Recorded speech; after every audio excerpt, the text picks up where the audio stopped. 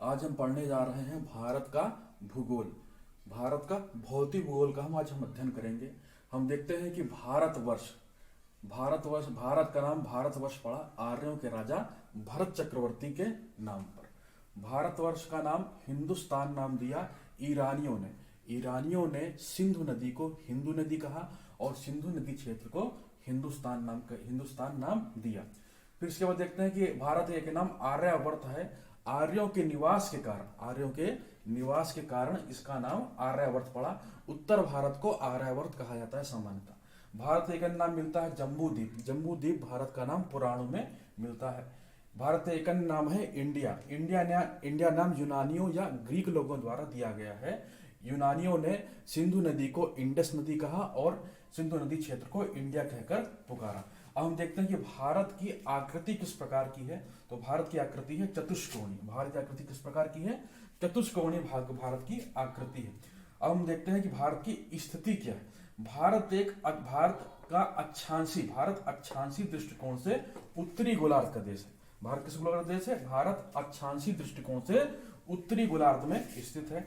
भारत को देखते हैं देशांतरी दृष्टिकोण से। तो देशांतरी दृष्टिकोण से भारत पूर्वी गोलार्ध का देश है। भारत किस गोलार्ध का देश है? भारत पूर्वी गोलार्ध का देश है। देशांतरी दृष्टिकोण से अक्षांश काम होता है किसी स्थान की स्थिति को बतलाना और देशांतर काम होता है किसी भी स्थान के समय बताना, और दोनों ही मिलकर के किसी स्थान की एग्जैक्ट लोकेशन को बताते हैं।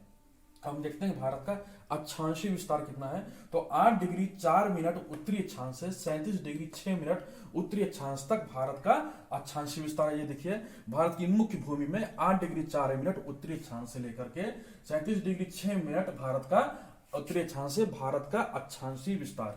अब हम देखेंगे कि भारत का देशांतरी विस्तार कितना है। देखिएगा 68 डिग्री 7 मिनट पूर्वी देशांतर से 97 डिग्री 25 मिनट पूर्वी देशांतर तक भारत का देशांतरी विस्तार है। देखिएगा 68 डिग्री 7 मिनट पूर्वी देशांतर से 97 डिग्री 25 मिनट पूर्वी देशांतर तक भारत का देशांतरी विस्तार है।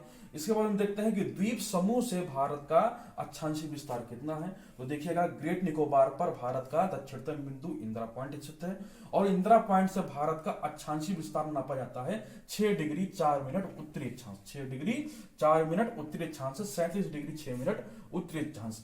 8 डिग्री 4 मिनट उत्तरी अक्षांश भारत की मुख्य भूमि का अक्षांशीय विस्तार है और 6 डिग्री 4 मिनट उत्तरी अक्षांश हम द्वीप समूह से नापते हैं।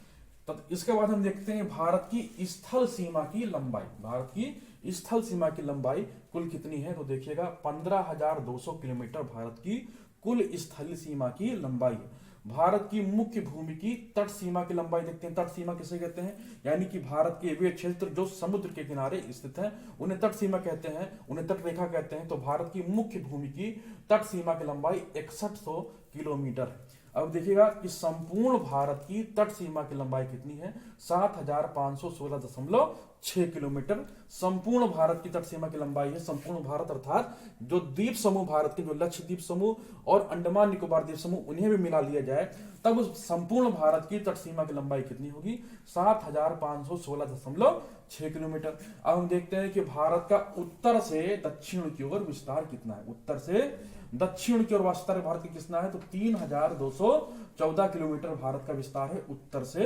दक्षिण की ओर। अब हम देखते हैं कि भारत का पश्चिम से पूर्व की ओर विस्तार कितना है। देखिएगा पश्चिम से पूर्व की ओर विस्तार कितना है? 2933 किलोमीटर भारत का विस्तार है पश्चिम से पूर्व की ओर। धन्यवाद।